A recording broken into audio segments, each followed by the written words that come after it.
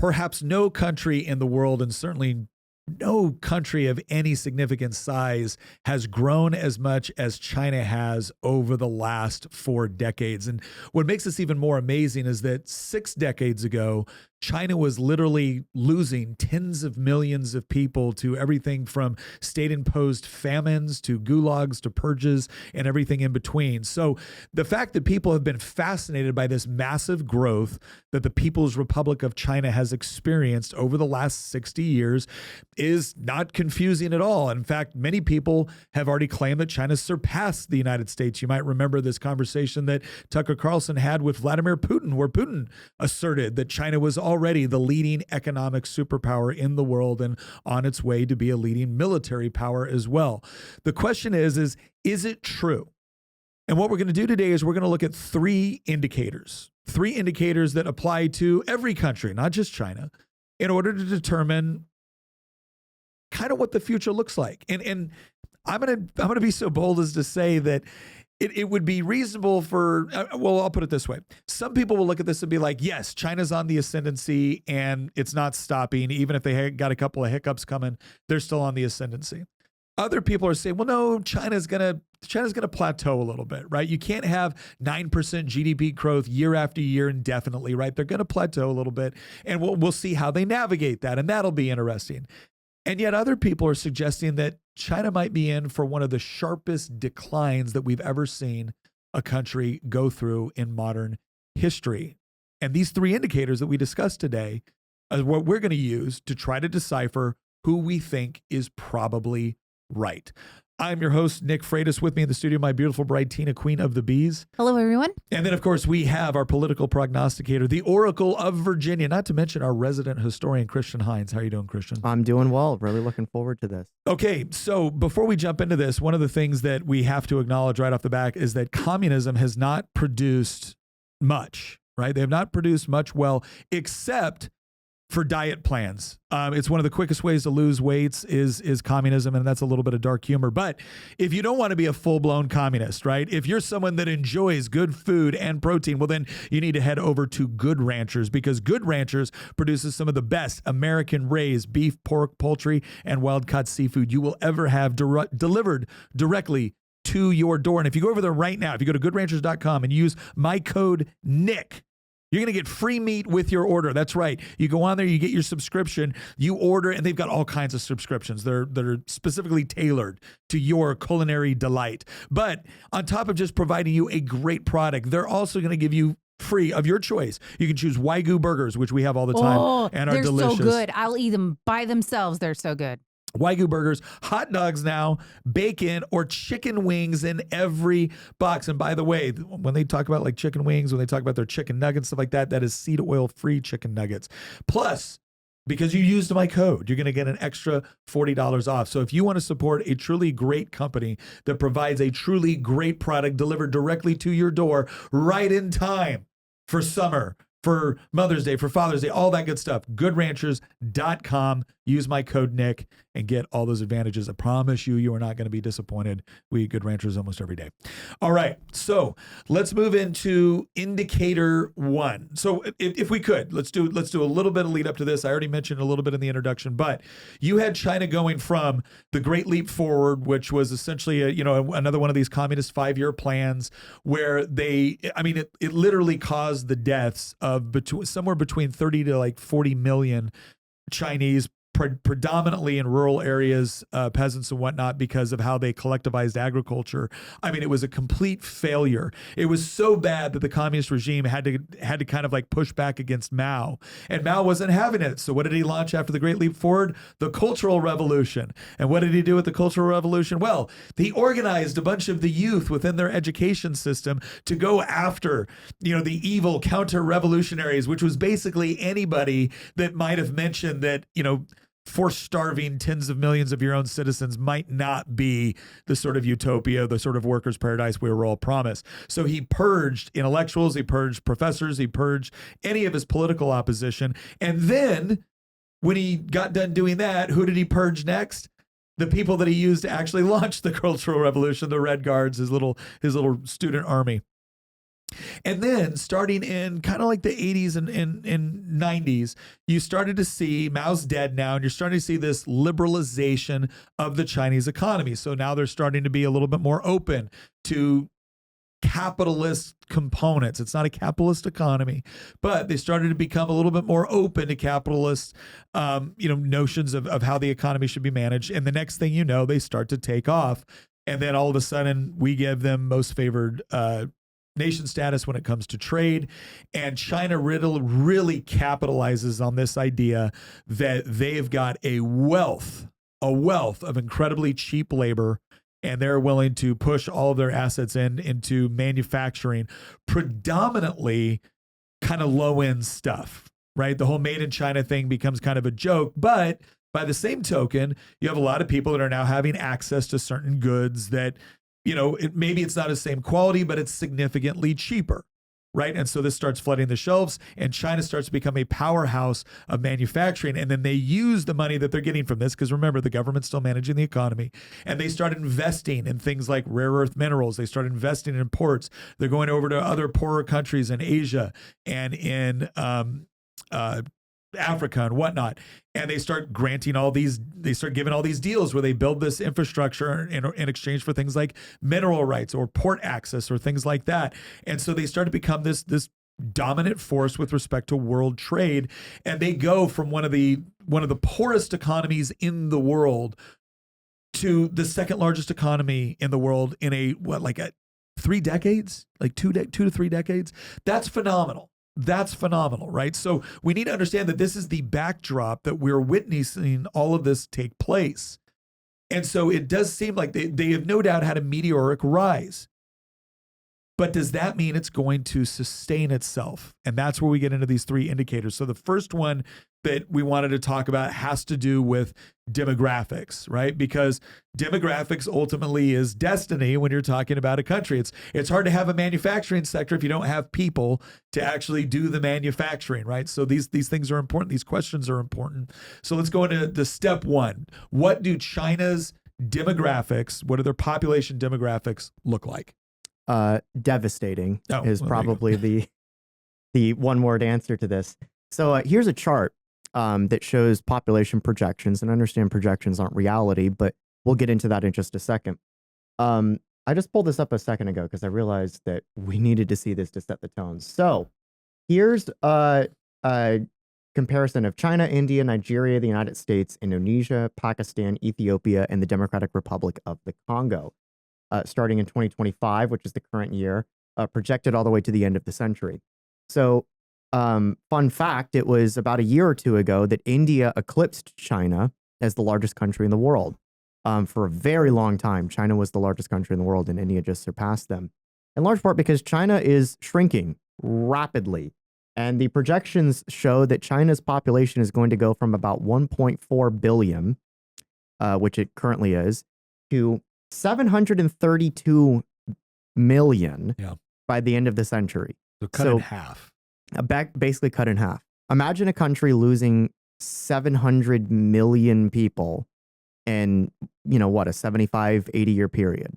One human lifespan, basically. If somebody's born today, chances are that they'll live to the end of the century, which is kind of crazy if you think about. But by the end of the century, China's projected to lose basically about half of its population. So it's, until just recently, it was the largest country in the world. Think about how many cities there are in China that have, 1 million people. Yeah.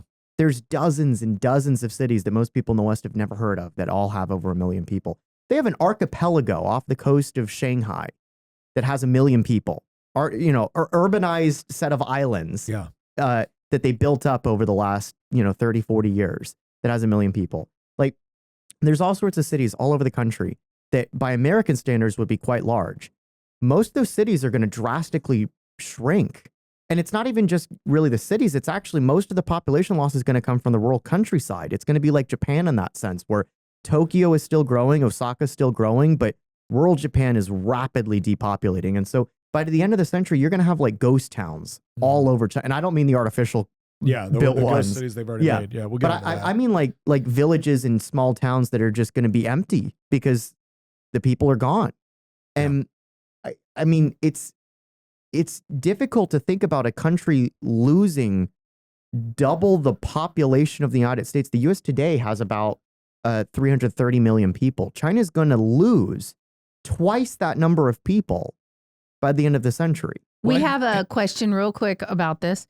It says, how does decline of population growth play into the apocalyptic debt scenario described in the previous episode? Does China defaulting help or hurt us? I'm thinking we might get into that a little. Yeah, we'll talk about the economics. The one thing I'll say to answer the question right now, though, is that population declines are actually a deflationary force. So that's in a way going to change things if it weren't for, like, if they were rapidly growing, you could argue that their debt situation in some ways could be more manageable because you would have inflationary forces in the form of new people being born that then have a demand for goods and services, a demand for housing, for example. It would drive asset prices up because you're increasing demand for those asset prices. But if you have a shrinking population, you have fewer people that want housing because there's fewer people. I mean, go to Japan right now, rural Japan, and bid on a house. You could buy a beautiful house in rural Japan for 50, 60, 70,000 USD because there's no buyers. Yeah. And so you have fewer demand for housing, and they already have too much housing. That's a whole nother thing that we'll talk about. And you have fewer demand for goods and services, fewer demand for like textiles, for computers, for electronics, because there's just fewer people. And so what that means is fewer demand means, well, if you keep the supply the same because of automation and technological growth, which is happening in China, just like most places, that's a deflationary effect. Now, normally, and this is something where Nick and I would disagree with the consensus in economics, most economists would say this is devastating. This is the end. We would actually argue that that's a good thing when it's healthy deflation. Yeah. There's a difference. There's a difference between healthy deflation and unhealthy deflation. Yeah. There's a difference between the deflation of the 1870s, 1880s, 1890s, which created the modern middle class, and the Great Depression, which is a deflationary event. So, and this is the part where, again, you got to understand the difference between, like, not every prices going down is not in and of itself a bad thing, even though sometimes it gets treated that way. But with respect to population, I think there's another important thing to take into consideration with respect to China, because there are economic factors with respect to childbirth. There are cultural factors with respect to childbirth, and then there are government policy factors with respect to childbirth. So, for instance, a lot of people have this idea that, oh, well, if the economy is doing poorly, then you're going to have fewer kids. That just doesn't bear out across the world, right? The DRC does not have an economy we would want to replicate. They also don't have a live births per mother problem, right? So it's not necessarily that economic factors determine. Well, look at things. Nigeria on the rise over there. Yeah, it's not necessarily that economic factors determine that, but they can impact it. But they usually impact it in association with something else, like cultural factors. In the West right now, we see problems with respect to birth rights across the board. I believe there's maybe one or two Western countries that still have a birth rate that we consider to be sustainable, which is 2.1 live birth per woman. And for a long time, the United States was one of the few countries in the West that was actually maintaining that. Culturally, that's going down here as well. When you have a culture which essentially denigrates large families because it's bad for the environment, or because you're taking up too many resources, or because it's standing in the way of your self-actualization, right? Whatever it is. When you diminish culturally having big families, well, then you shouldn't be shocked when fewer people choose to make that decision. Right. And it's not like our birth rate is doing well right now. No. We actually imported more people than our actual birth rate of our country.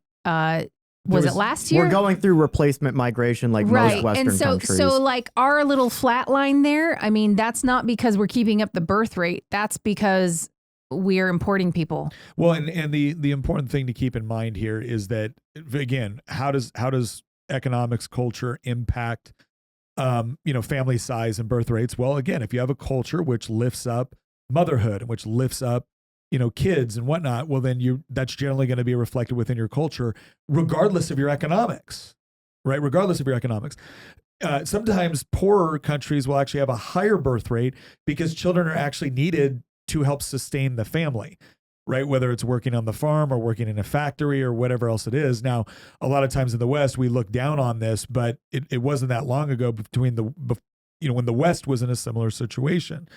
And so that's all important to consider. But when a child represents nothing but expenses or cost, and you don't have any other like religious or cultural mechanism to encourage people to have children, it's not hard to see why people have fewer kids. When children are seen as both a blessing and potentially an economic asset, that's an environment that's rich for high birth rates. But in China, you had something different. The West has tried to decrease birth rates either through things like pushing abortion or increasing, maybe child subsidies if they wanted people to have more kids. Putin has tried to do this in Russia. China, though, went probably one of the most draconian pathways you possibly could, which is a one-child policy, which is you're allowed to have one child. And if you have more than that, we will force you to get an abortion or even engage in infanticide. Right. And so they still favored having boys because you want to pass your name on. But the problem is that females are a limiting resource. So that's the Bateman principle. So women, you have to have women she can only be pregnant so many times a year, once a year. And unless she's having twins, women are a resource that and they were killing their girls. Yeah.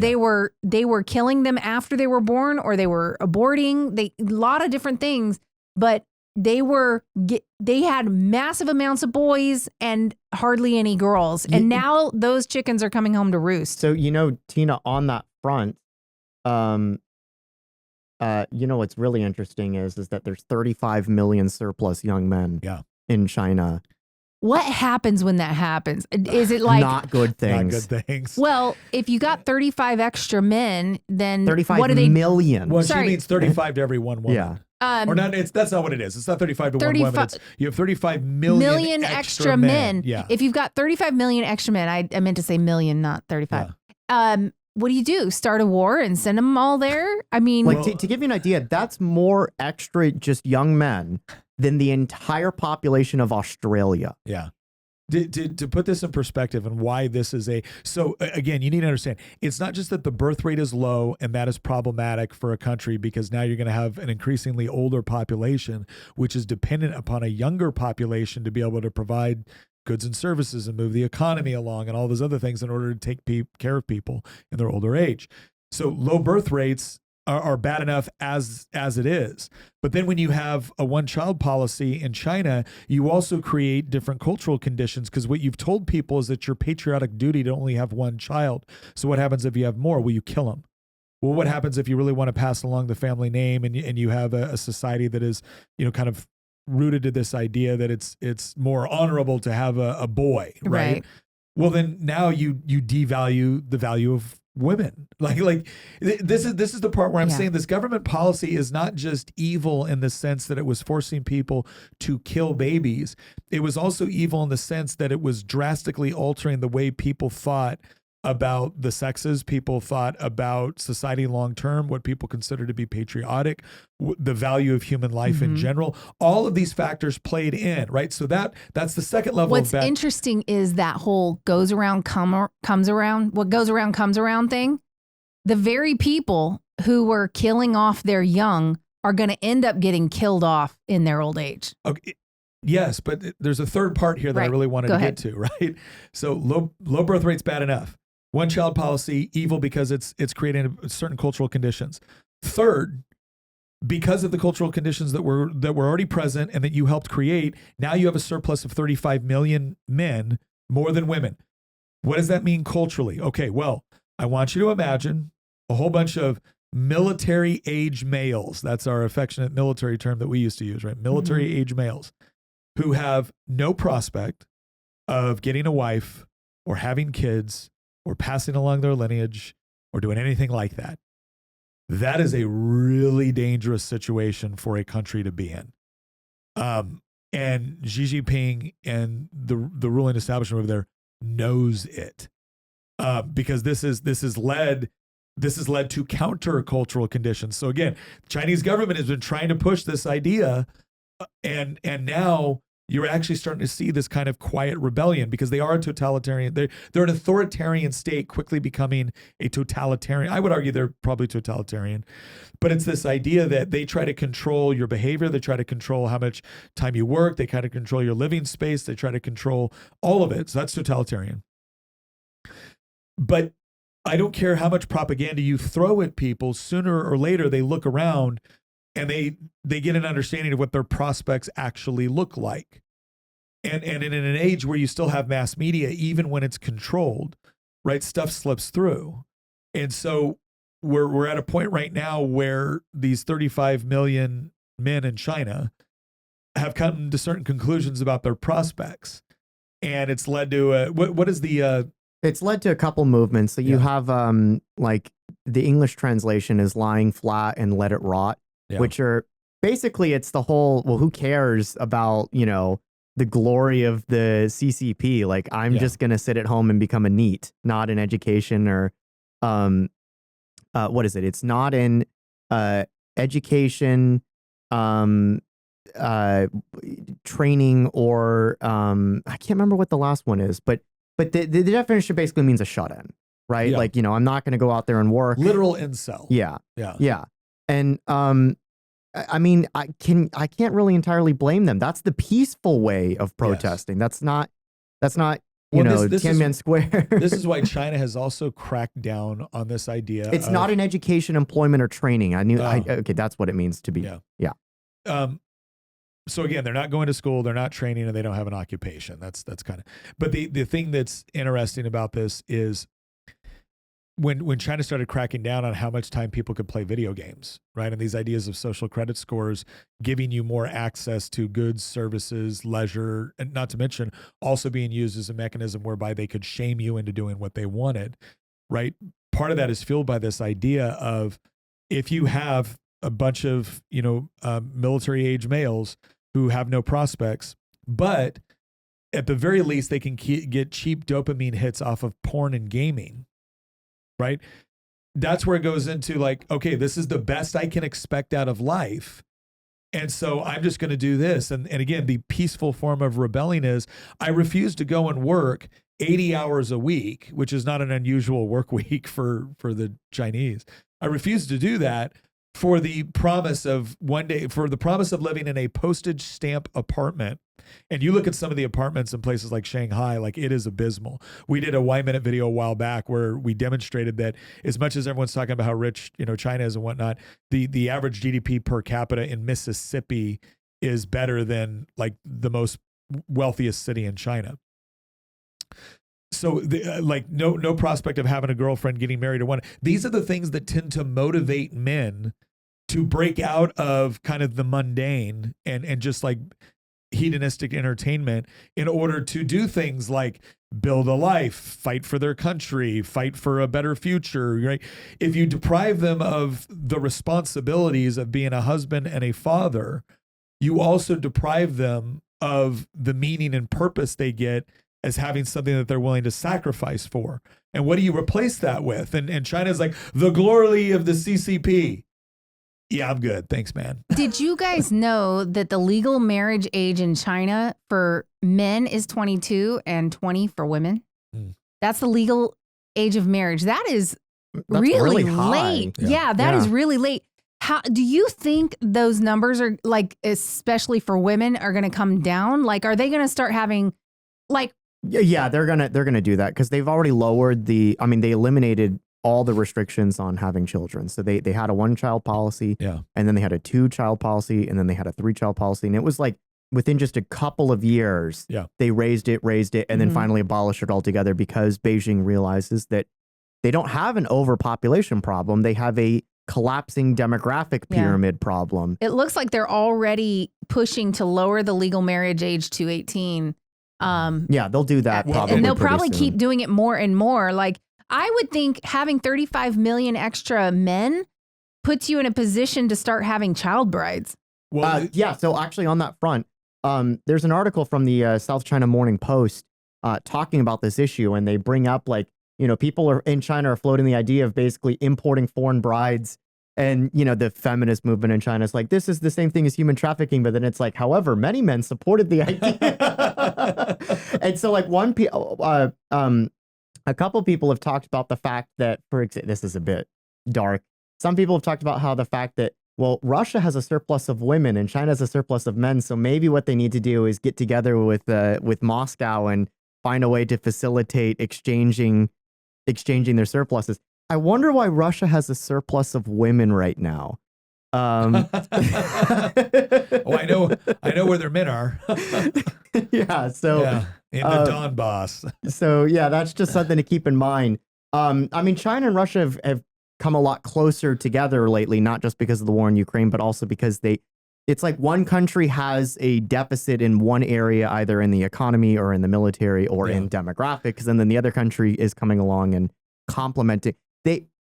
At the moment, they are natural allies. The problem is that Russia doesn't want to be pulled into China's orbit and turned into a satellite state. Yeah, they don't want to be dependent. But let's so that kind of explains what's going on with China's demographics, why it's actually taken on the component it has, and why their demographic challenges are actually more difficult than what a lot of other countries, especially Western countries, are facing. It's not just lower population across the board. It's been skewed in a particular way that's especially dangerous for China. Can I clarify something real quick before we move into that? Is when I say that their legal age is 20 and 22, and we said that is really late.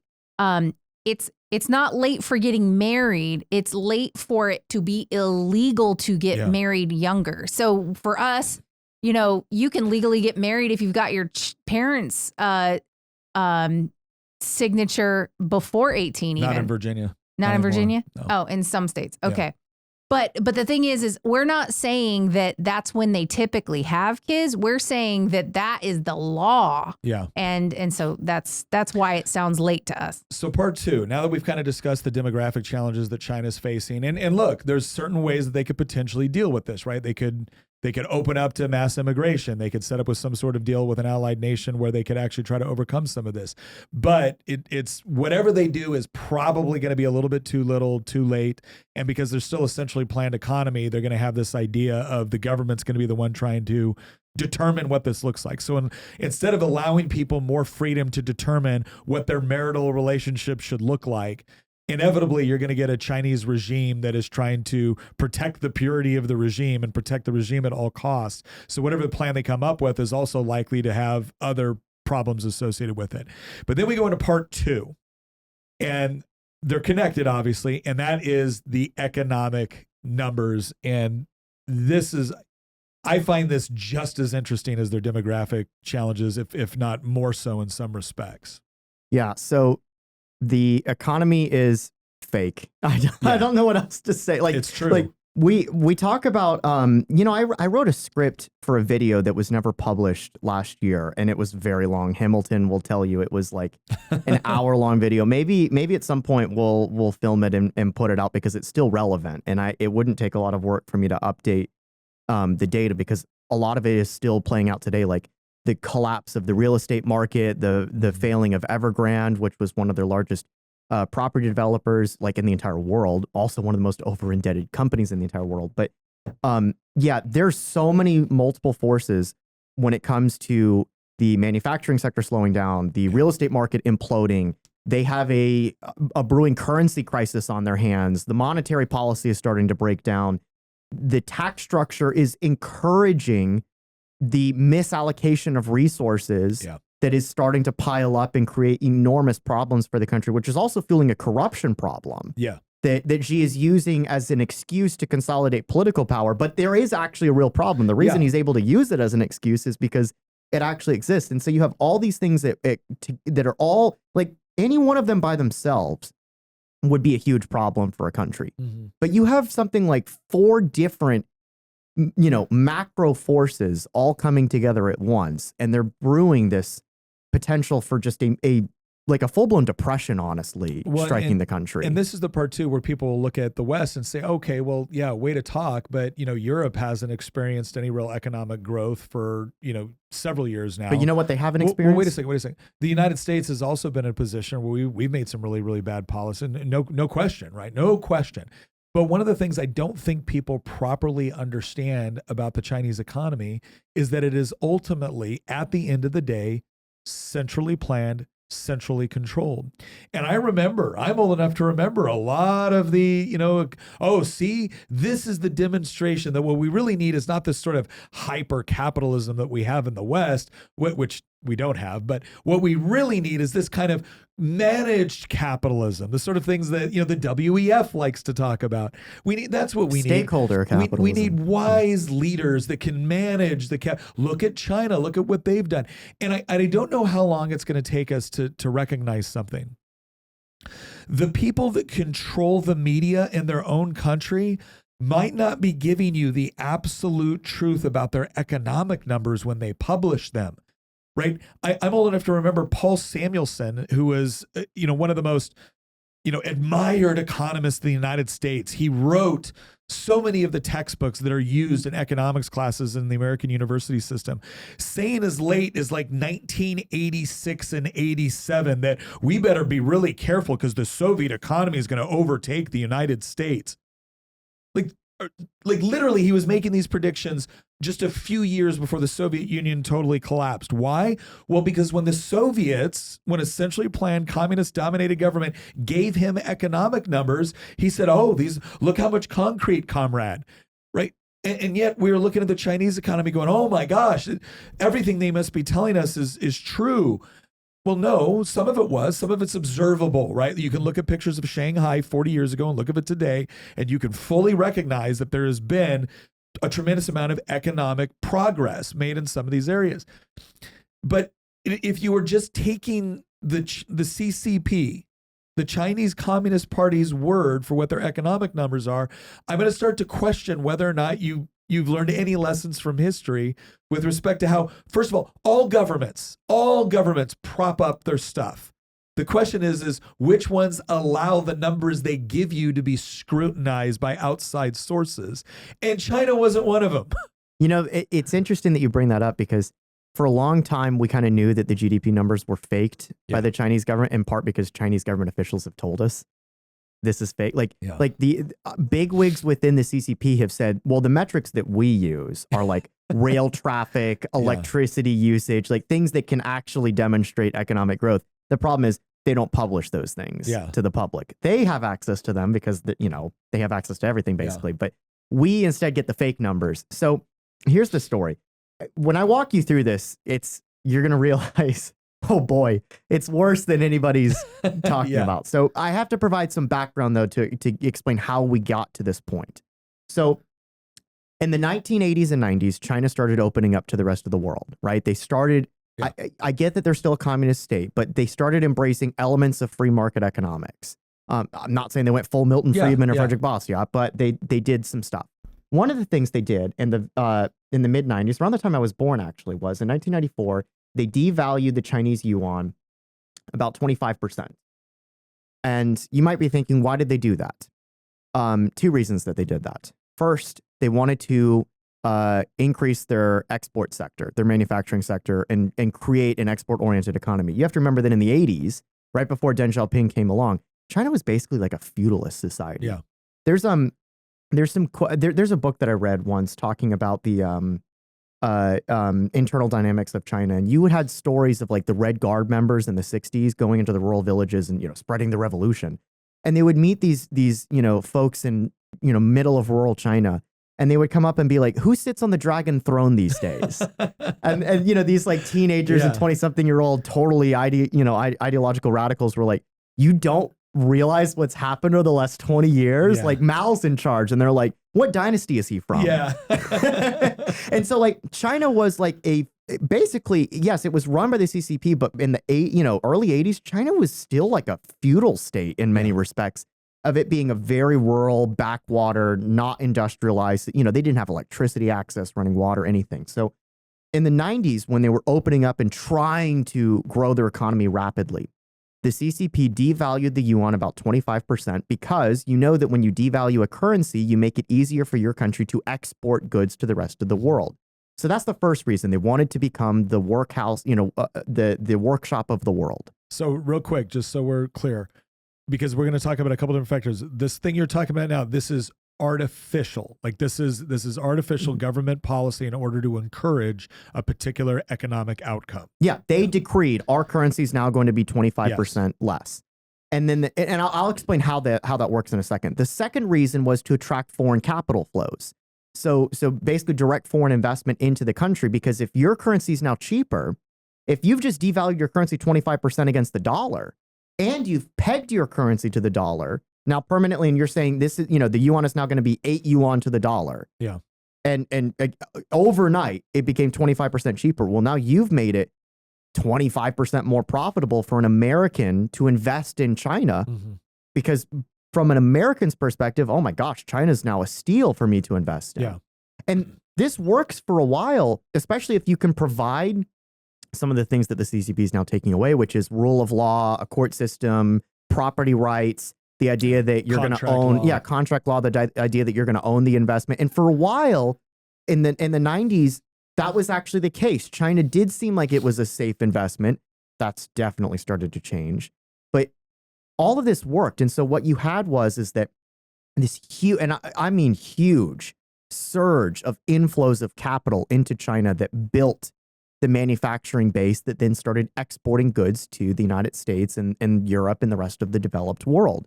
And so this whole strategy of devaluing your currency and then pegging that devalued currency to the dollar and forcing a peg at 8% or at 8 yuan to the dollar, it is what really industrialized the country. It's what attracted the capital into the country to build all the factories, build all the ports.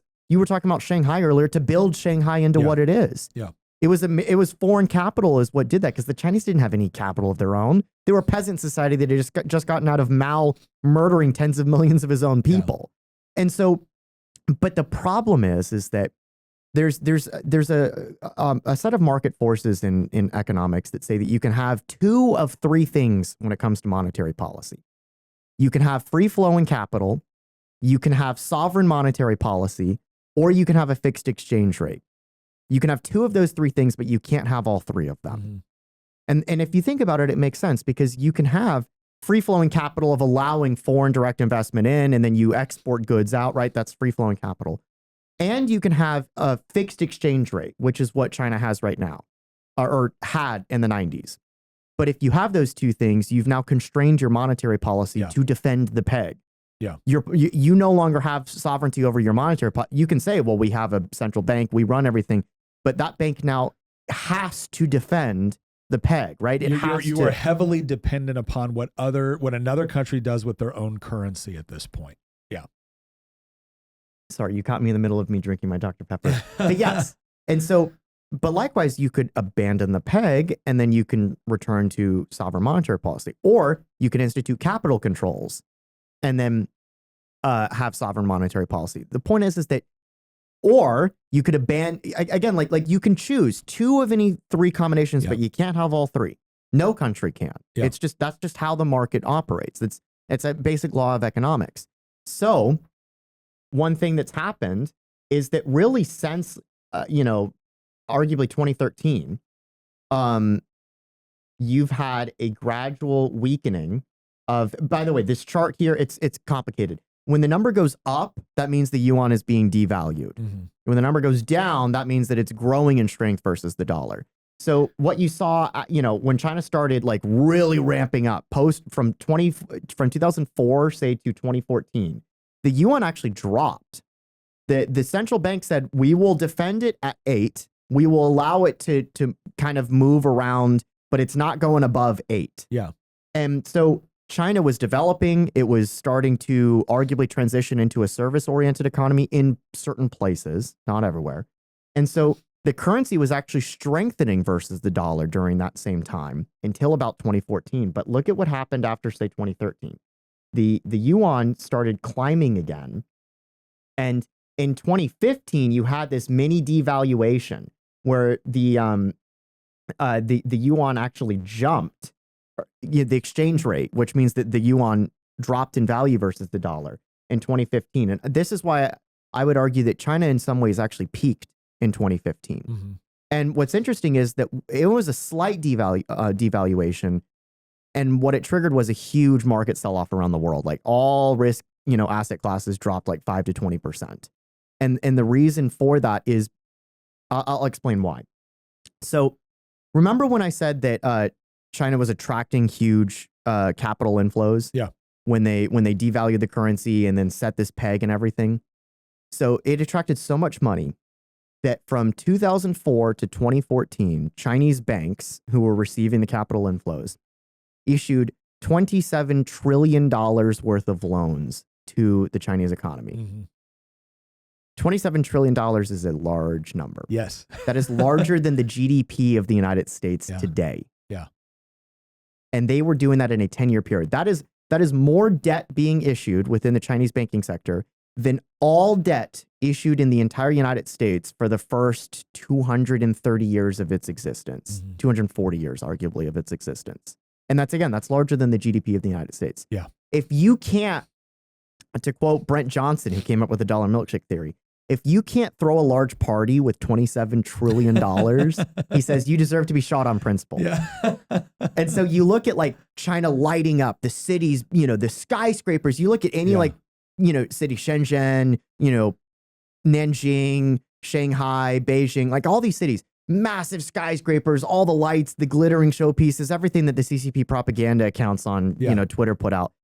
That was all built by $27 trillion worth of loans creating it. Again, if you can't just build massive stuff, have huge, what looks like just, a party that never ends with 27 trillion, then you've done something wrong. Yeah. Right? You're taking the entire GDP of the United States. Of course, you're going to build a whole bunch of stuff. Of course, you're going to build a bunch of glittering showpieces and everything. The question is that sustainable? Well, of course, it's not sustainable, because if you're taking on $27 trillion worth of loans, how are you going to deleverage a $27 trillion debt? So that's the first problem. The other interesting thing to explain just how large the bubble is, the mother of all asset bubbles, which is going on in China. China used more concrete in 3 years than the United States used in the entire 20th century. Whoa. Wow. From 2011 to 2013, 6.6 gigatons of concrete were produced in China.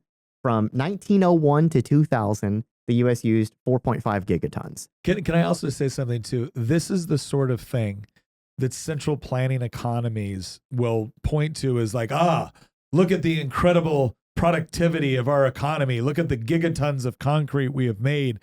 And they will use this as a measure of things. And that's where you're looking to go, okay, but was that what your economy should have been producing? And we're going to find out later that turns out no, that was not what your economy should have been producing. But this looks really, really impressive to anybody that doesn't understand economics, which represents a sizable portion of Congress. But the other interesting thing is their foreign currency reserves. So remember, China opens up in the mid to late 80s. They devalue their currency. They do all these things to attract a bunch capital of foreign investment and build up factories that then export goods to the rest of the world. And obviously they get paid when they export those goods. And so they're building up these massive foreign currency reserves. Well, from basically from like 1995 to say 2014, they build up $4 trillion worth of foreign currency reserves in a 20-year period. That's a lot of money. That's massive. That's especially when you consider that economy. Several decades before that, it was, in the space of, again, in the space of one decade, 2005 to 2015, you just see this exponential growth taking place in foreign investment capital, which dwarfs China's entire history. Speaking of that, I actually have a chart that shows foreign direct investment into China over time, and this tells the story. So again, China opens up. You see, here's this, and I'll try to explain this for our audio listeners too. We have one line that shows net direct foreign investment, and then you have outflows and inflows. And so you see that it's positive and growing from 1998 all the way to 2014, and it spikes really from 2004 to 2014, a 10-year period where it ramps up. You see people pouring money into China. And that directly correlates, again, with well, first off, with this crazy statistic about the concrete production, but also the currency reserves. And it also correlates strongly with the fact that the yuan had been strengthening against the dollar during that time period because you had money pouring in. So you had people that were you had people exchanging their dollars for yuan. Yeah. And so obviously there's growing demand for the yuan, which drives the value of the yuan up, which then increases that exchange rate versus the dollar, which is what this story is right here. This is why this number is dropping. This is China basically leveraging up, expanding, growing factories, growing their cities, building all the, propaganda pieces that you now see in videos and stuff like that. But then again, for some reason, notice how. Well, can we to kind of simplify this for people? When you look at the first part of this chart, and all of a sudden you see this drastic increase, right? We have the devaluation of the yuan.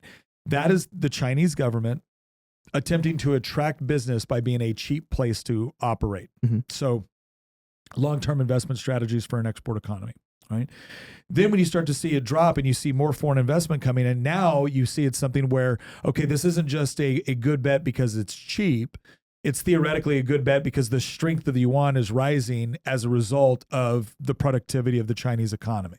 Mm-hmm. So this is the reason why I think this is important is because when I said earlier, like one of these is artificial, right? And one of these is based more on what we might call sound economic policy. Now, I'm not saying that was a sound investment. I'm saying that typically where money is supposed to flow is where you either see a great deal of opportunity, that's speculation, right? Or you see something based off of genuine like PE ratios, right? Like price to earnings ratios. Like this company is actually producing something of value and they are now growing as a result because the supply of what they are making cannot keep up with the demand. And so investors are going, oh, this is a good investment. People want what they're doing, right? And so one of these, China wasn't doing anything. They were just creating an artificial environment in the hopes that it would attract foreign investment so they could build stuff to do stuff. By doing that, are you saying basically that they are printing money, basically? Like, so when that goes out and you're saying they're devaluing their money, does that mean they're flooding the system with less valuable money because they're flooding the system with printed money? Is it kind of like that, or they did to devalue the currency, but then they also pledged to defend the exchange rate between the yuan and the dollar because they wanted to build an export-oriented economy that would then transition into a service-oriented, fully developed. Like the CCP's goal is not to remain an export-oriented economy forever. Mm-hmm. The CCP's goal is to create basically a U.S. except with the CCP in charge. Yeah. And when I say a U.S., I mean, fully developed first world service-oriented economy. That's actually what they really want. They're using industrialization and export-oriented, market strategies in order to try to achieve that goal. But the problem is that they're doing it by simply borrowing a bunch of money and they're over-leveraging. And so what I'm trying to point to is that after 2014, like up to 2014, we all have this narrative that China's going to defeat us. They're going to overtake us. But all the negative news stories about China all begin after 2015. And what I'm trying to point out is there's multiple different data points that show this. So the exchange rate starts to reverse after 2014. By the way, the population issues that we were talking about earlier start to pick up after 2014. Yeah. The birth rate look at this. The birth rate starts to plummet after 2014. Now it's basically 1, to go back to what we were talking about before. The foreign direct investment peaks in 2014. Look at this. It plummets after 2014, and then it turns negative. Mm-hmm. Do you know what happens when foreign direct investment turns negative? This means that investors are pulling out of China, which means they're selling their yuan, converting it into dollars, and bringing their dollars back to the United States. So what does this do? This puts pressure on the central bank in China to defend the peg. Because how do they defend the peg? They can't simply say it's going to be 8 yuan to the dollar. They have to do stuff to defend that. Because if everybody sells their yuan and buys dollars, I can guarantee you the exchange rate's not going to stay 8 for long. Yeah. The peg will get broken. And so guess what happened after foreign direct investment not only dried up, but literally reversed and became negative and capital was flowing out of China, they devalued again. They had to devalue their currency. That's what the mini devaluation in 2015 was, where it jumped like this. And then, as you notice in this chart, it just keeps marching higher, which means that the yuan keeps losing value. Well, the central bank had to intervene to defend that. And so guess what happened? The assets, the currency reserves, they had to tap into those to defend it. They had a tiny devaluation in 2015. They blew through $700 billion in a less than 1 year period to defend their currency. And the currency still devalued. Mm-hmm. Look at what happened here. They still haven't recovered, by the way. They're still exporting stuff to the rest of the world, and look at their currency reserves. They're still lower than they were in 2014. Mm-hmm. So, and now go back to the foreign direct investment. Oh, look at this. It's negative again because it popped back up into being positive in 2017, 18, 19, and then you had COVID. Sure, I'll zoom in. Do you guys see it now? Yep. Yeah. So Xi comes along, 2018, it recovers. Oh, it looks like China's back, baby. And then you have this thing called COVID. China locks everything down. Then you have a massive trade war with the United States. Now we're not doing trade with China. Basically, we're not doing trade with China. And everybody's pulling out of China. Apple's moving, Samsung's moving, Nike's moving. They're all going to Vietnam or India or South Korea or Japan. Like they're pulling out. Mm-hmm. And so what do you see again? Huge outflows out of China again, just like in 2016. And so what's going to happen is that these currency reserves are going to plummet again because the central bank will have no choice but to tap into their reserves in order to defend the peg.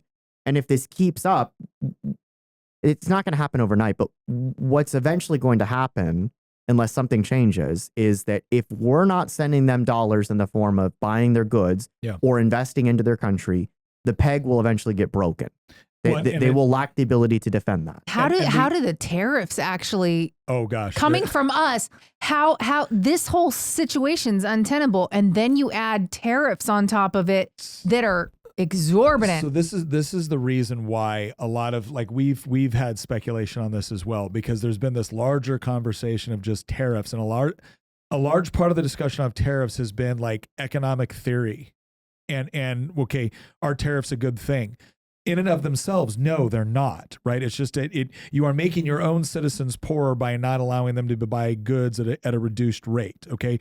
Now, the automatic response to that is, oh, what about American industry? What about, look, I'm talking, that's the theory. Now, when we look at the other practical considerations associated with what Trump is doing right now, you also have to take into consideration things like China's considered an adversary.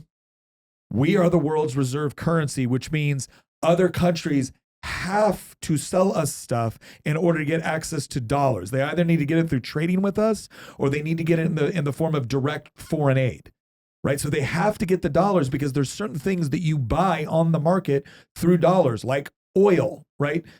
So understand that when Trump raises tariffs on an economy, on a country that has based their entire economy on what is essentially cheap manufacturing, they're screwed. Yeah, it's like he sees they don't win this. I feel like he's got economists around him that have clued into this, and they're like, "Here's how you break them." Well, this part has never been hard to figure out, right? But is he trying to break China? I think he's trying to do more than that. But that's a conversation on tariffs. But just to give you an understanding of how tariffs impact China, again, you have an entire country that has built their economy around cheap manufacturing, which means that the political viability of tariffs has always been the larger question. How much are your own voters willing to deal with increased prices on stuff? And the answer is it depends on what it is.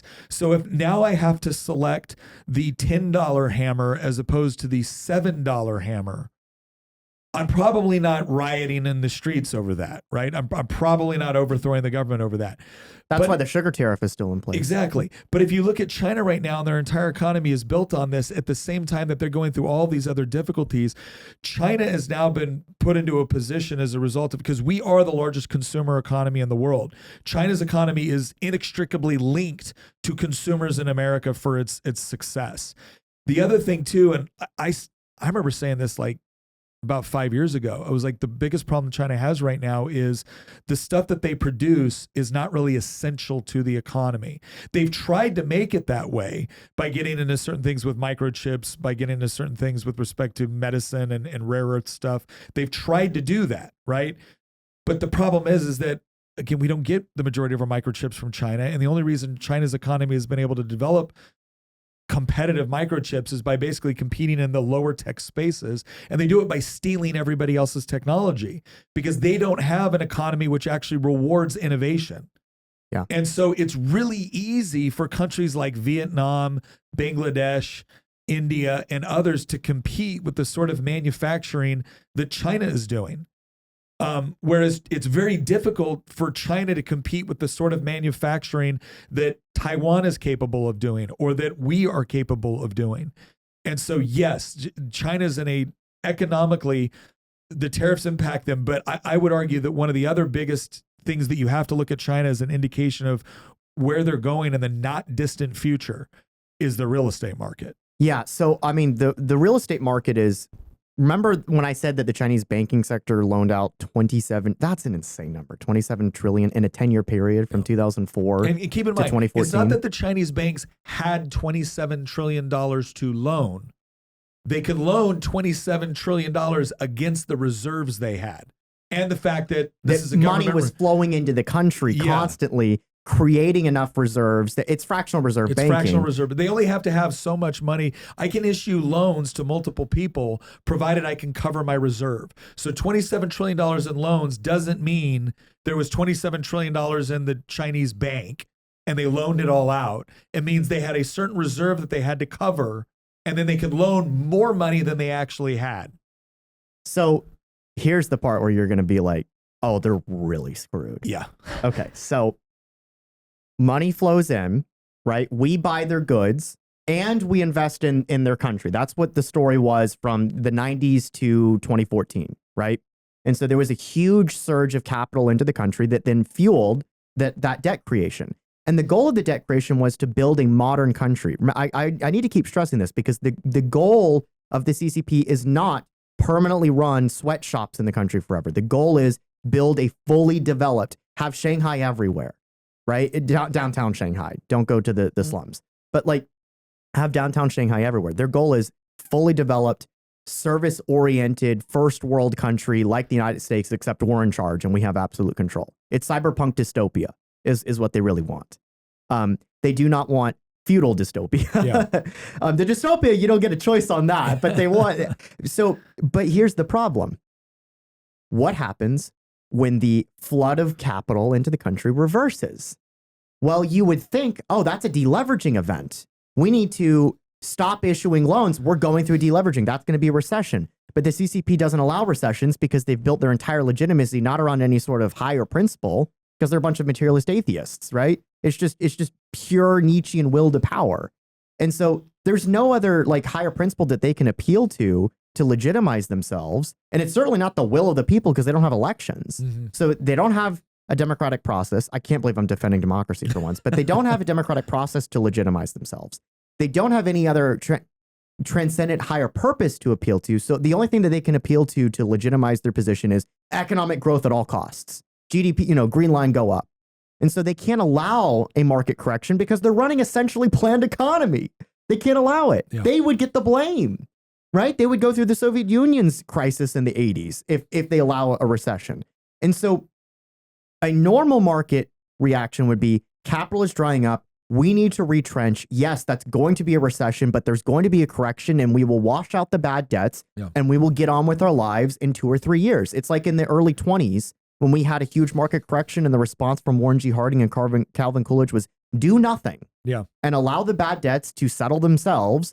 And we will continue on. And guess what? We got the roaring 20s because of it. Yeah. But the CCP can't allow that. So you know what they do when capital starts moving out of the country and their currency, they burn through $1 trillion defending the peg, and yet they still have to devalue by 5%, which led to total chaos. Because again, they don't actually want to devalue their currency anymore. They want to build a service-oriented economy. Devaluing their currency does the opposite of that. So you know what they do instead?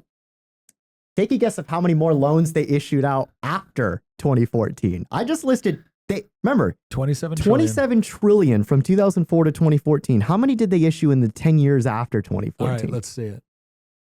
Another 30 trillion. No, wait. 58.4. So now they have a total debt. The banking sector has now issued a total number of loans numbering almost $60 trillion in China. Wow. So from 2014 to 2024. So in 20 years, almost 60 trillion.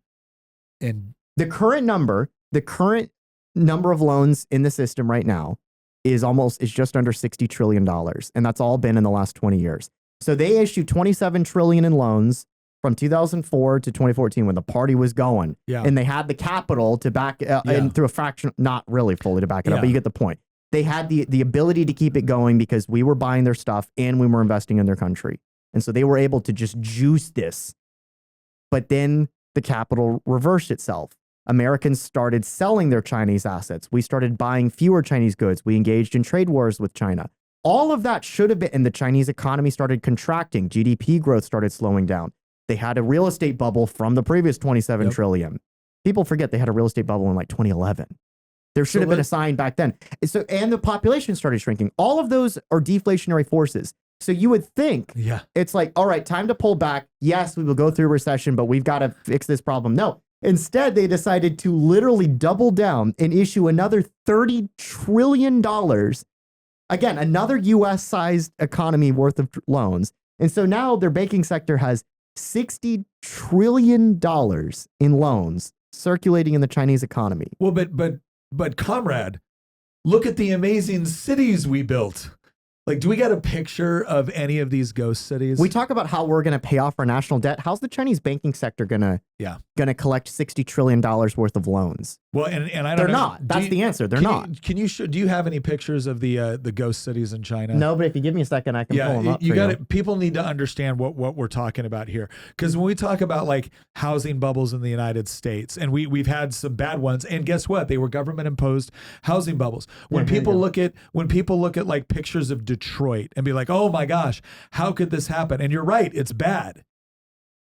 But you need to look at like this. Can you move that picture over to where people can see it? There are cities like this in China, and it's not like one or two. It's not like one or two. They're everywhere. When you are, look at these. Look these at these like, little McMansions that they've built like entire, and it's just, it looks like they have farming rows between them because no one's even living in these places. Yeah, they have literally been, and by the way, they've actually done this predominantly in China, but they've actually done it overseas as well. There's places in Malaysia. Yeah, this where is Chinese like French style architecture. They're they have built these massive cities that nobody lives in, and you would ask, well, why is that? It's again, you're not dealing with a market economy. You're not dealing with an economy where someone says, oh my gosh, look at this. A bunch of people are buying houses. The government was pushing out these loans. The wisdom is real estate's a safe bet because we have a growing population and everybody wants to own a home one day and all these other things. And so they're pushing out these massive government building projects. You should see some of the videos of people walking through these like skyscraper apartments, and someone literally goes over to the concrete with like a pencil and starts scraping away the concrete, and it just crumbles. It's just decaying. They've got tofu drags. Is what they call them because of corruption, right? It was okay. Build all this stuff, comrade, and people skimming stuff off the top because it turns out. I know this is going to come a great surprise, but corruption happens in centrally planned economies.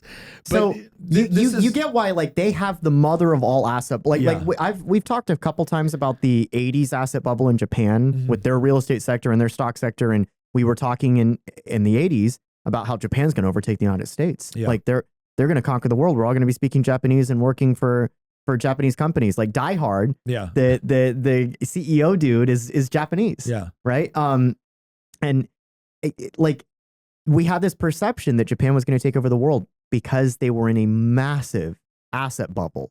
That when that imploded, it created 30 years of basically no growth in Japan, or even in some cases negative growth. Like the Japan's GDP per capita or Japan's GDP like hasn't really gone anywhere since the 90s when the bubble imploded. China is going through a deleveraging, not of their own choosing, right? When you buy a house, you're deleveraging when you're paying off the mortgage, but unless you're going out of your means and you're doing a 2008, that should work out for you because you're getting an asset that you can now live in. Like there are cases where taking on debt and then deleveraging makes sense, right? You take out a loan to start a business. But if you're taking on bad debts and you're putting it into non-productive assets, right? Things like like this, empty houses in the middle of the outskirts of some city, like that's not productive at all. Yeah. I mean, can you imagine for a second? First of all, this is also kind of a perfect picture into how central planners think neighborhoods should be built. But but when you look at that's all that concrete that they used more than the 20th century of the U.S. This is the part where it's like, again, when you look at things like, look at the concrete numbers, comrade. Look at the number of houses we've built, comrade. Look at the number of skyscrapers we've built, comrade. Those are meaningless economic numbers unless it's what the people in the economy actually wanted to purchase. But the only way that you can actually get to the sort of meaningful construction projects is through market-based economies. I save money, I buy things I want, right? But it's when it's the central government saying, well, no, we have to keep the our currency at this particular rate, and we have to spend more over here, and when you're trying to control all these different sectors of the economy, you get reams of malinvestment. Why? Because Xi Jinping doesn't get fired politically if he screws this up. Now, I will say that some of the leaders of these banks could very well find themselves in prison for now being enemies of the people, because that's the other thing that takes place. And there's been a lot of foreign investment into Chinese companies in the form of variable interest entities, a VIE. So to give you an idea what this is, it is a legal structure where control over a business entity is determined by a contractual relationship, not by traditional voting rights. What do I mean? You buy a stock in the United States in a publicly held company, you now have a share which generally represents a vote. And you get to vote on things like the board of directors, who usually picks the CEO. Right. And then if for some reason that company goes bankrupt or it gets purchased or it has to sell off assets or whatever else, that share represents some sort of right to the wealth of that company. A VIE doesn't give you that. And vast majority of the companies, Chinese owned companies that are being purchased, you may have stock in that company. But if Xi Jinping decides tomorrow that they're now going to completely nationalize it and take away any veneer of a market-based ownership, well, then guess what? You lose your money. What are you going to do? Sue? Okay, sue Xi Jinping. See how that works out for you. Right? And so, and again, what people look at is they'll say, well, why would I invest in a company I have no ownership of, which means I have no right to any of the value? That's part of the reason that the foreign direct investments pulled out. Notice how all of these things started piling up after Xi came along. Yeah. Right. When China was run by, the pro-market socialists, the Deng Xiaopings and stuff like that, and Hu Jintao, and like that was, the party was, it seemed like it would never end. Right. Because they provided at least the veneer of property rights, of contract law. Right. But Xi Jinping comes along and he kind of wrecks the system. He shows the general public, the rest of the world, that China is not an investable country. Yeah. You cannot invest in a Marxist regime. Who wants to invest in North Korea? Yeah. Right? Like, obviously, it's not the same thing. China's not quite as bad as North Korea, but you don't have those market protections that show that you own the asset that you're buying. Basically, what you've got is I own a piece of paper and Xi owns the company. Yeah. Who wants that? Well, and this gets us into part 3 of this, and that's their international standing. So understand that so much of the Chinese economy is, I don't think fake is the right word. It's a bubble is what it is, though. But there's been so much artificiality added into it by manipulation of currency, by, central planners within the government as opposed to market forces, that at the same time that they were rising and everyone was saying, oh my gosh, look at the GDP numbers, comrade, they were failing to understand that, one, their economy was almost exclusively based on whether or not Americans even had access to buy their products or wanted it. even though they did make some attempts to try to move from a low level, manufacturer of goods into one that's a little bit more sophisticated. The problem is that centrally planned economies are not good for sophistication. Yes, you can round up a bunch of Muslims in the eastern portion of your company, put them into concentration camps, and make them produce goods and services at really, really cheap, rates. You can do that. But you can't then provide the proper incentive structure to then move on to far more complex market operations, far more complex industrialization. Why? Because that requires proper incentive structures and it requires innovation. You want to know what innovation requires? A combination of property rights and freedom of inquiry. Guess what China doesn't have a lot of? Property rights or freedom of inquiry. And so you're never going to be able to compete with economies that are able to actually leverage those two things, which is an excellent, when you juxtapose Taiwan with mainland China, that's where you get this perfect representation of a company that still has a lot of government manipulation and intervention into the economy, but genuine private property rights and freedom of inquiry. And so now we find ourselves in this situation where it's, and this is where people need to understand something. If this sort of death spiral was happening within the United States, what you would eventually get is, because you have property rights, there's always like some sort of limitation on what the government can actually come in and do and confiscate. We saw the height of that during the Great Depression in the United States. But even then, we had a Supreme Court that prevented FDR from doing everything he wanted to do. And FDR did some no kidding fascist style stuff in the 30s. If you look at what they're doing, where is the check on Xi Jinping's where is the check on Xi Jinping's ability to just nationalize an industry? Take your property. It's mine now. Right. And the thing is Xi Jinping, ultimately, they will talk about trying to protect Chinese economic growth and whatnot. They will ultimately choose the regime. And if the regime means that millions of people got to die, or we've got to confiscate all the assets that were foreign owned, well, then that's what's going to happen. And so as that becomes, and this is what Christian's got this chart up right now that kind of shows this idea between mixed, state-owned, and private, and where the direction is going in a lot of these cases. What you're gonna eventually see over time is a larger percentage of the Chinese economy is going to be directly controlled by the state. That's already happening. I know. Again, it's already happening. You're going to see it to a larger percentage as time goes on. As that happens, more and more foreign investment is going to pull out. And eventually, you're going to see this critical mass where Xi Jinping goes, you can't pull out now. He's going to institute capital controls. Yes. Remember when I said that you can choose sovereign monetary policy, you can choose free-flowing capital, and you can choose a fixed exchange rate. Those are the three things that you have choices over when it comes to monetary policy, and you get to pick two of those three things. It's the old construction dynamic of you can have it good, fast, or cheap. Pick two, right? You can only pick two, right? You can't have all three. You can't have a good, cheap, and fast. Exactly. Yeah. And so China, can I ask a question real quick? Mm-hmm. So do you think China might see there being a solution to their crisis by calling in our debt that they hold? Well, so here's the actually, let me show you. That actually doesn't necessarily work in their favor.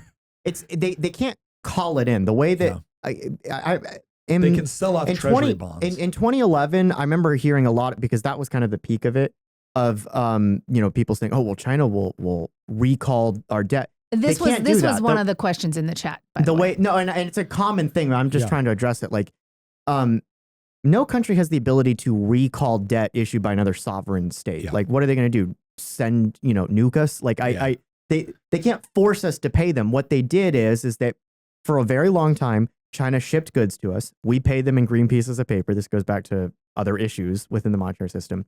And then they turned around and then they bought treasury bonds with that money because our government issues treasury bonds to anybody that wants to buy them. So the Chinese government was buying, and Chinese companies, many of whom had connections to the state, obviously, were buying treasury bonds as an asset after they shipped us goods.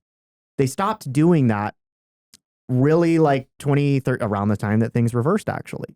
Between the 2012 to 2015 period. And if you give me a second to pull it up, I'll show you the number of treasury holdings that China has. That's So this chart will show, here it is. This, or actually, hang on. Let's see. Here we go. Yeah. Here we go. Yeah, we can see it. This is a countdown timer. Yeah. This is a countdown timer to a certain island in the South China Sea, being invaded probably. Because as you can see, like 2011, I remember all these people when I was like in high school about to graduate, 2012. I'm dating myself there. China peaked their treasury holdings at $1.3 trillion worth of treasuries. And then it peaked again in 2014. Oh, look at that date again popping up. Wow. It goes back to what I'm saying. China peaked in 2015. Yeah. 2014, they peaked their treasury holdings and they've been selling them ever since. Now, this was a huge drawdown. This is when Trump took office, right? Huge drawdown, and then it goes back up, but it's been dropping ever since. To Christians' claim, so when Christian says this is a countdown clock to, again, potentially, country in South, and really, it not necessarily Taiwan, it could be something else, but what it is that the more of China's assets that they're pulling out of U.S. Treasury bonds, because to Christian's point, right, if I owe you money and I don't pay it, the police come and make me pay it, right? If the United States owes China money and we don't want to pay it, what does China do? Right now, you could say it impacts us as a borrower on the international market. Oh, it would impact us if we defaulted. Yeah, sure, but in that moment, if China really needs it and we refuse to give it, or we're only willing to give it at a pace that we choose, right? Like we still have control over that process. So when people are talking about like, oh my gosh, what happens if China? First of all, I wish they would do it. I really do. I wish they would do it on some level, because I would love that they didn't own it. But I think it's important to understand that doesn't necessarily work out in their favor. And the reason why I think they are decoupling us from the United States economy is because they are recognizing a new hostility toward China with respect to not only our economic arrangements, but also our kind of larger international arrangements. And so the more of their money they pull out of U.S. Treasury bonds, the more they have the ability to use it. And this is the part where, again, we can no longer. So like, for instance, if we owed them, if they owned, that's probably a better way to put it. If they owned 1.3 trillion in U.S. Treasury bonds, and they tried to invade another country that we didn't want them to, us not repaying those treasuries is actually a hindrance to them economically and potentially militarily. Yeah, they could lose 1.3 trillion overnight. So yeah, we can just say we're not doing it. So now they're selling it off, and the question is why? It's because they are in some ways they're decoupling from us, as we're decoupling from them. Yeah, but what that also does is it removes certain economic ties that might limit foreign invasions or things like that. And so when we talk about, I said it's a countdown timer. Yeah, when we talk about the overall standing, so what does this mean? What is China going to do? Because a couple of things they cannot avoid. They cannot avoid a certain degree of population collapse at this point. They're desperately trying to reverse policy.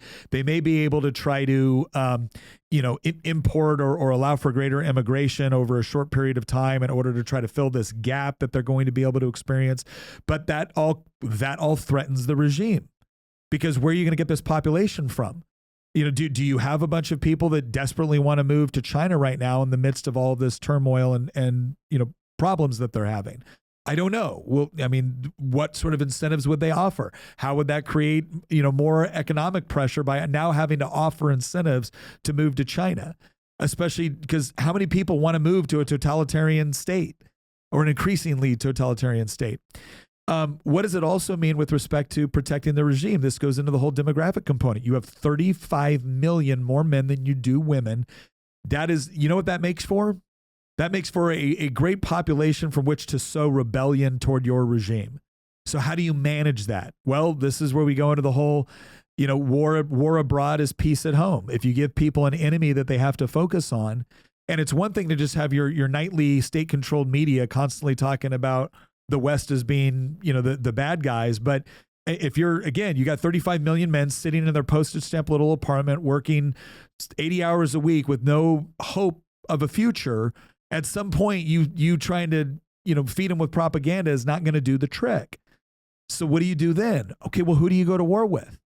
Well, Okay, you could pick Taiwan because at least there you have some sort of like historic territorial claim. Like China or the United States still maintains a one China policy. You could be arguing that the United States is at a point right now where they don't want to intervene in any more foreign wars. And so potentially you get away with it. Okay. But if you really considered what that would actually require of you, because a lot of people, again, they do the Excel spreadsheet worse. Oh my gosh, China is, the second biggest economy in the world, and they have 2 million men, and they already think Taiwan's theirs anyways. I guess they could just take it. You're gonna try to launch an amphibious assault on an island across 100 miles of open ocean, for which weather and tides is not conducive most months out of the year. And then when you land, which by the way, with what size flotilla? And are you going to be able to maintain air superiority? Because your jets are nowhere good as you advertise.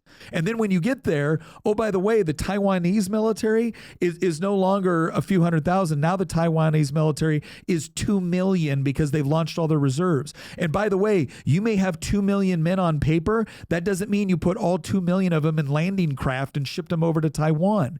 And how many ships did you lose across this 100-mile stretch of ocean? Like, none of this is easy as it sounds if you're just looking at numbers on a page. This is always a question whenever we talk about China. Yeah. And Jacob also asked along these lines, so he said, is the decoupling a potential factor, not a catalyst, but a contributing factor or step toward World War III scenario? The decoupling is a contributing factor to China putting itself in a position to attack Taiwan. Now, whether or not or someone else. This or is the someone other thing else, we need to take into consideration. Like, Taiwan is not their best option militarily. But that's what they care more about than they don't like. Yes, China has like border disputes with India, but it's over the Himalayas. I don't think right? they're going to go. Can I tell you who? Can I tell you just from like a real politique standpoint? Mm-hmm. And you can disagree with me on this.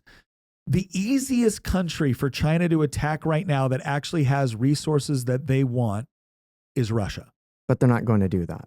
Okay, we say that, right? But here's the question. At what point do they have to be in a situation where it gets so bad, especially if they actually see some resolution to the conflict between Ukraine and Russia, especially a U.S. managed one, right? At what point does China engage in some sort of conflict that they don't think the United States is going to come in? Because again, do we have the will to come in on Russia's side fighting China? Here's the reason. There's a couple reasons why this is never going to happen. Okay. Under the current. That's a bold claim. Why it is not going to happen. Not likely. If the current situation holds, this is never going to happen. I know that sounds contradictory, but here first reason.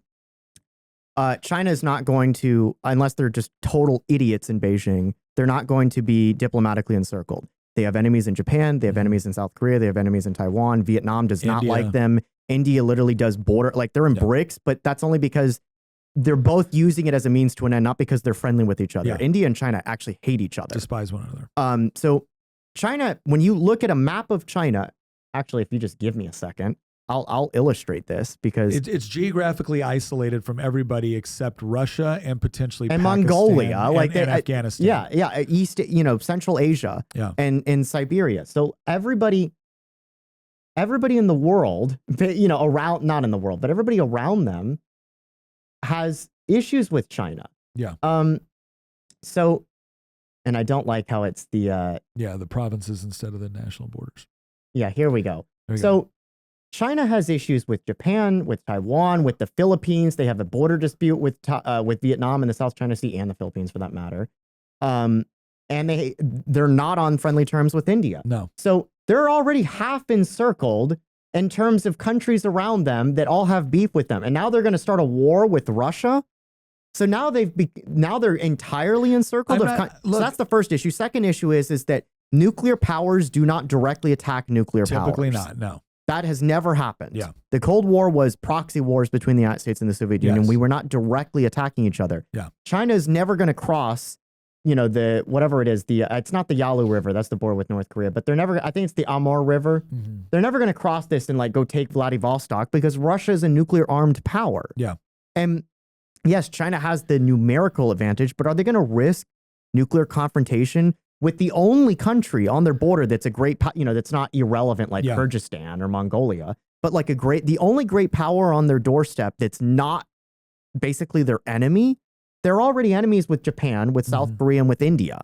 Okay, they're going to add another one to the list. I think you're misunderstanding what I'm saying. I'm not saying it's a great option for them. I'm saying that if you got to go to war, that one's actually the easiest for them to conduct. Now they may get threatened with, they will absolutely get threatened with a nuclear option under Putin. It's a question of how far is he willing to go, and then how much pressure does he get from other countries in order to keep it from going nuclear. Right. But is anyone else going to war with China over Russia? I highly doubt it at this stage of the game. OK, you are right that the easier thing politically for them to justify is going to war with Taiwan. What I'm trying to point out is that that is a far greater logistical nightmare than it's ever given credit for. Same thing with trying to go to war. I mean, South Korea would be an easier option for them than anything that they're connected to by land would be an easier option. And they've actually tried invading Vietnam several times, and they always get sent packing. It's interesting because I think most people will look at the geographic positioning and how large some of these land masses are and go, this is a really big country, and here's a really small country. But there's so much more to it than landmass. Well, to give you an idea, South Korea's economy is almost the same size as Russia's. Right? Which is crazy when you think about it. Japan's is orders of magnitude bigger than Russia's. And Japan hasn't grown in 30 years. Yeah. So it's like, again, people need to put this in the proper perspective. Like, population matters, but then again, Russia has a population of about 140 million, 160 million. Right? It's not like it's a big country, but it is a big country. But the point that I'm bringing out is that if you were just, again, because all the points you brought out are incredibly important. I think the one that's most important, the one that you just mentioned, is the nuclear option, because if it doesn't matter how many more men I got if you can nuke me. Now, China also has nukes. So what would be interesting to see is what happens when two countries go to war. I don't mean China invades and takes Moscow. Right? That's not what I'm talking about. China wants water, right? They had a deal going forward for a while where they're all pulling it from that lake right there in the north, right? So there's and for a while they had it going on, and then Russia closed the deal, right? Mongolia is of no threat and nobody would care. And quite frankly, it doesn't. Nobody lives there anyway. It doesn't convey any strategic advantage to China other than putting them on Russia's border and getting them closer to what they want. But China does have historic claims to areas of eastern Russia that it could potentially try to use as a casus belli. Again, the question would be is what would China go after? Why? What would be the overall purpose? And does it get China out of its kind of immediate concerns?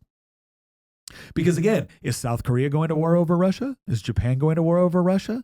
Or are there other countries there looking at it going, not our problem? This is why I just don't think that they're ever going to, when I say ever, I mean like under the current, state of affairs, it's just not going to happen. Well, under the current conditions, they're not going to war with anybody.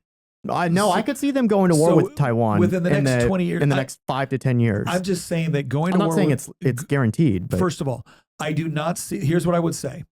What China also has to take into consideration is who helps Taiwan versus who helps any other power that they could potentially go after. To your point, going to war against India is also a logistical nightmare, and India's got a ton of people, and they've also got nukes, right?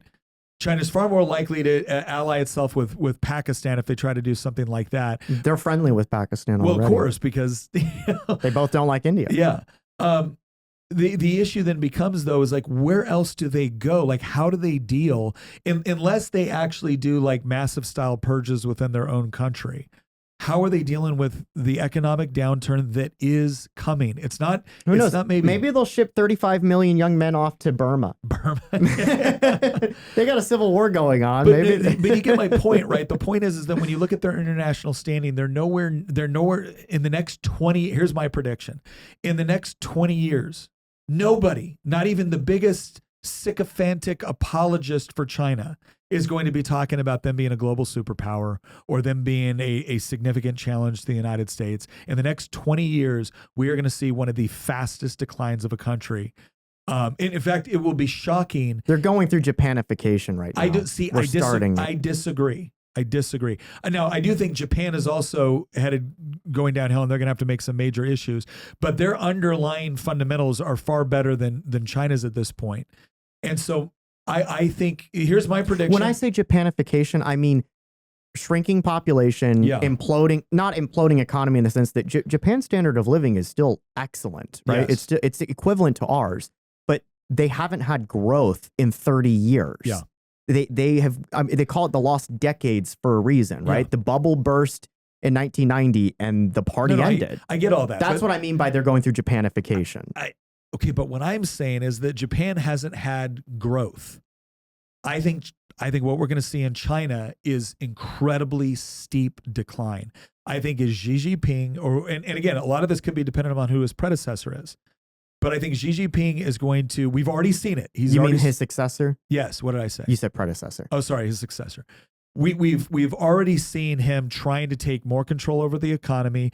And I think not just because he is in his heart a totalitarian, I think that's part of it. But I think part of it is he recognizes what's happening. And the bottom line is that some of these things are inevitable. There's no getting around it. It's inevitable. You're going to have to confront. The question is how, and does your regime weather it? Or do you have an internal rebellion in your country that you don't have the capacity to put down? Well, especially because you have a massive aging population. In this type of government, and there's several others that have the same problem, right? But in this type of government, they need productive workers. And if you are now aged out of being a productive worker, first of all, you're going to end up working much later in life. Yeah.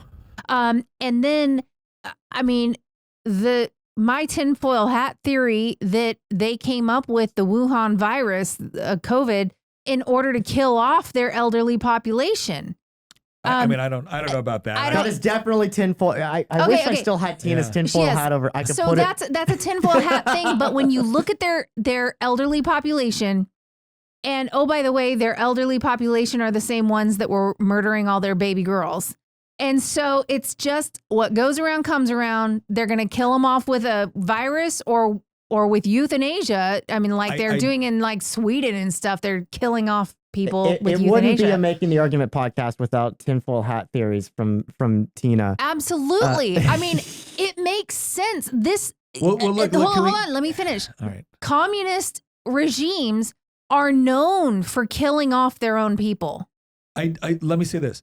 I don't disagree with you that you're going to reach a real problem in China where they're going to look at an aging population that has to be taken care of amidst reduced resources and amidst a younger population that is not going to have the same sense of like family or whatnot that would want to protect that could very well lead to a government like the CCP deciding you just die in the bed. We're not providing you sustained medical care to keep you alive as long as we possibly can. Yeah, they could be like Canada with their medical care where it's like, oh, you need a new wheelchair? Have you considered suicide? Let's go ahead. Or I would not be shocked to see, again, not, and it's probably already happening in certain areas, but I wouldn't be shocked to see China having more of a government policy that says, look, at a certain age with certain ailments, you no longer have access to the medical care anymore because you're now a burden on the state, period. The end.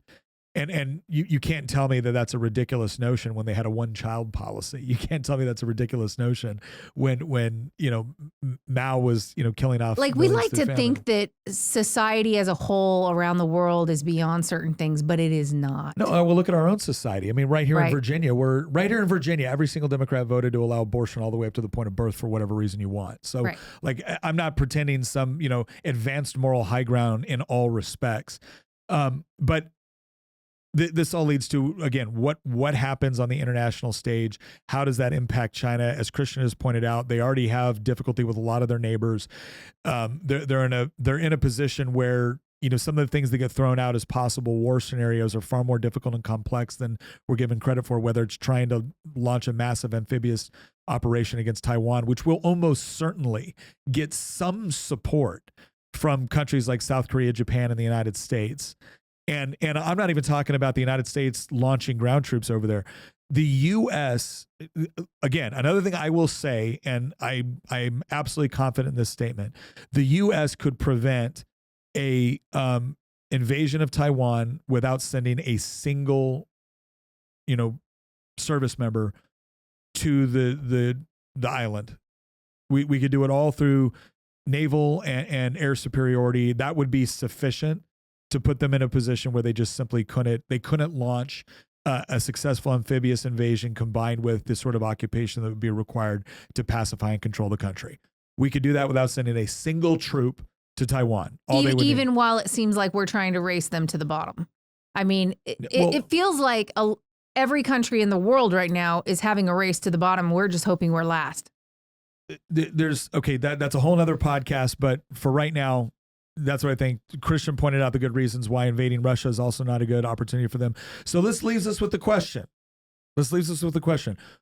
What can they actually do at this point that doesn't include a massive revolution within their own country and a completely reorienting away from communism, totalitarianism, and authoritarianism? Well, they're definitely not going to reorient away from that, right? The CCP is not going to willingly give up. That's my point, right? It could be that the war they fight is internal. Is with their 35 million extra men. It could. The problem with that is the CCP wins, right? Because Tiananmen Square demonstrated their resolve to pave the streets with blood if it's what's necessary to keep them in power. What I'm saying is that there's been a lot of regimes that have taken that, and you can do that for a certain period of time, but usually at some point the jig is up, right? At some point the jig is up here.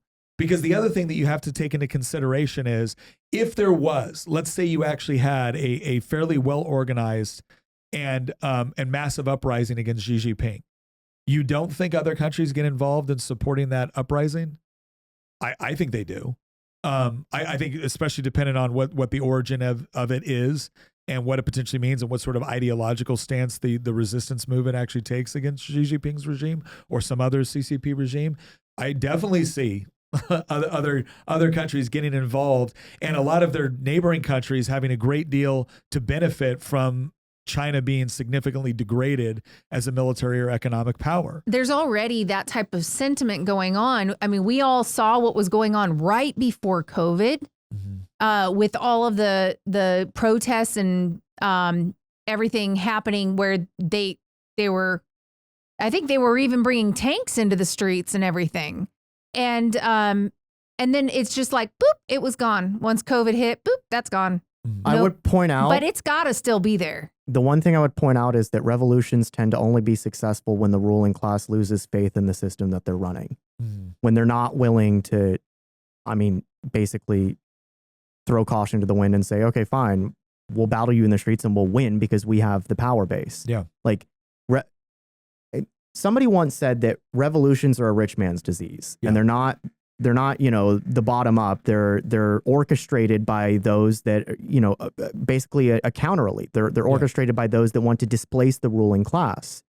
And they only succeed not when it's the mob that's overthrowing it, but when you have a counter elite that is leading them to overthrow it, and the ruling class loses faith in the system that they're in charge. The French kind of lost faith. The Ancien regime lost faith in itself, which is why the French Revolution was successful. They could have put an end to it in a weekend when the storming of the Bastille took place if the king had ordered the army into Paris. And you can argue similar things with Gorbachev and Glasnost and Perestroika. The Soviet Union disintegrated because they lost faith. The leaders of the Soviet Union lost faith in their own system. Well, but the deal too, right?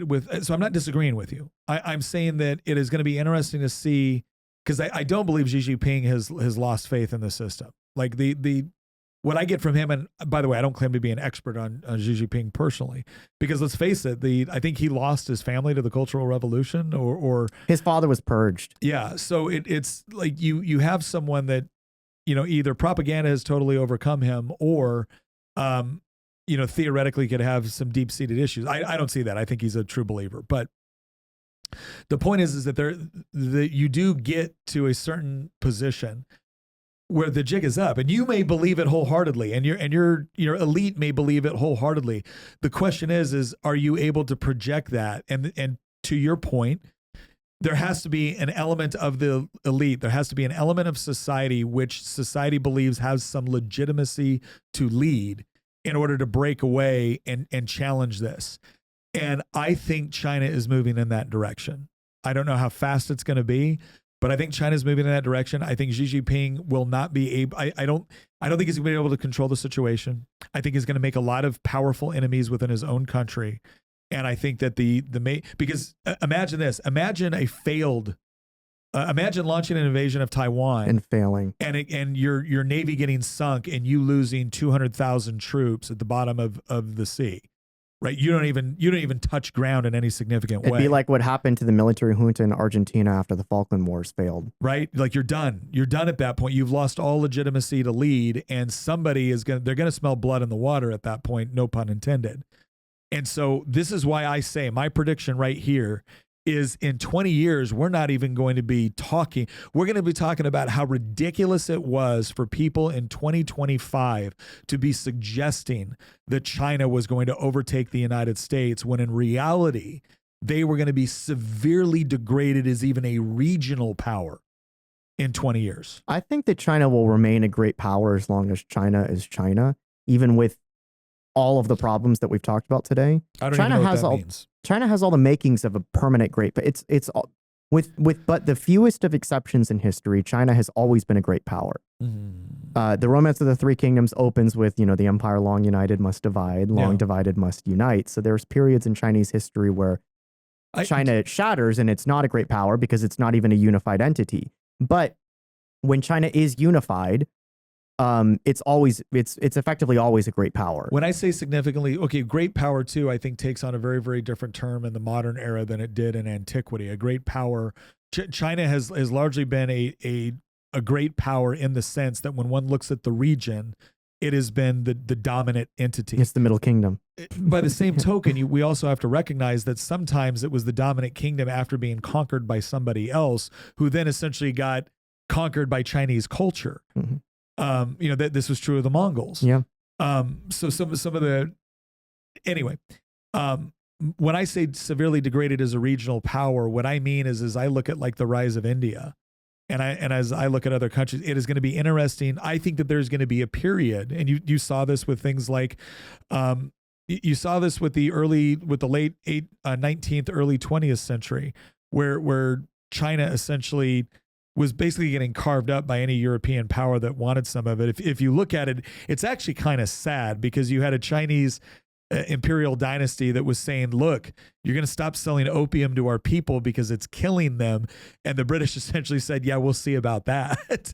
And so that's what I mean, a degraded regional power. It's not that China has one of the longest track records of all of history, arguably the longest track record of all of history of being the comeback kid.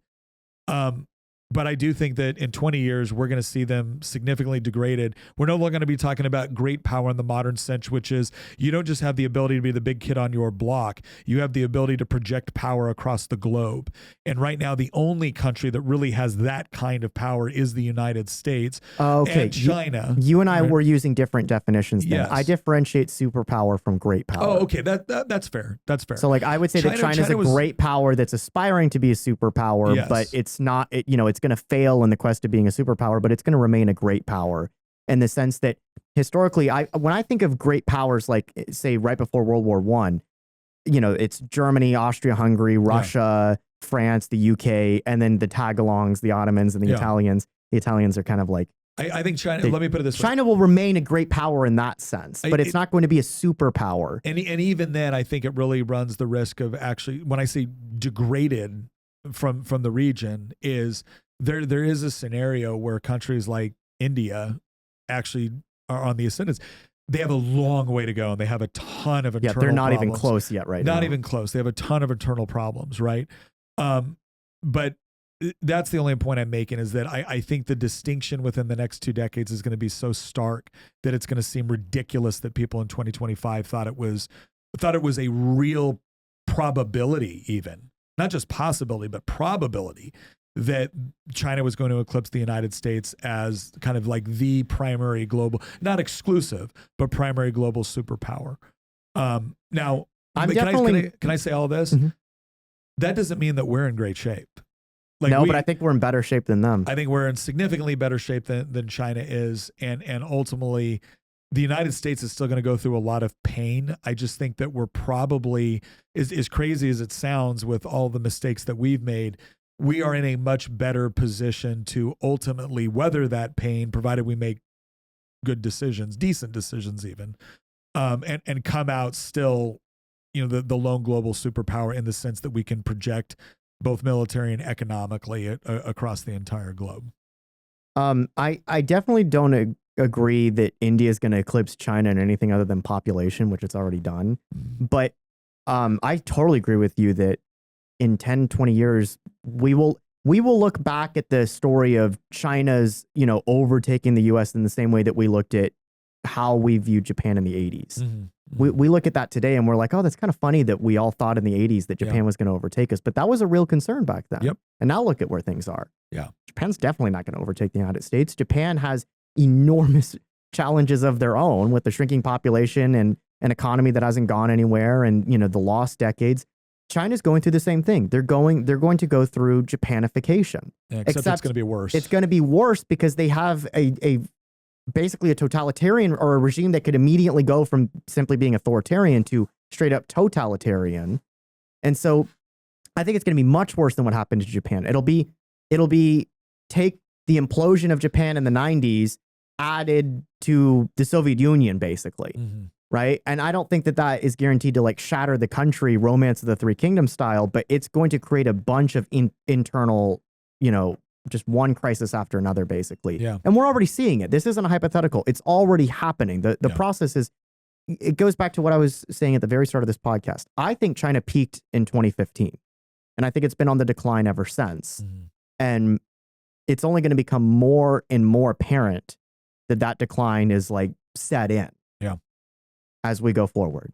All right, everyone. Well, thank you for joining us on this episode. What are your thoughts? Did we get it right? Did we bring up some good points? Did we miss some things that we really should have caught? And let us know what you think. Not to mention the fact that we want to thank our audience, because this episode was actually inspired by a member of our audience in Circle. So if you're the sort of person that would like to engage more, ask questions during the show, be a part of our pregame and postgame, as well as offer suggestions on future episodes, go check out the link in the description and consider joining our community. Once again, thank you very much for joining us, and we will see you next episode.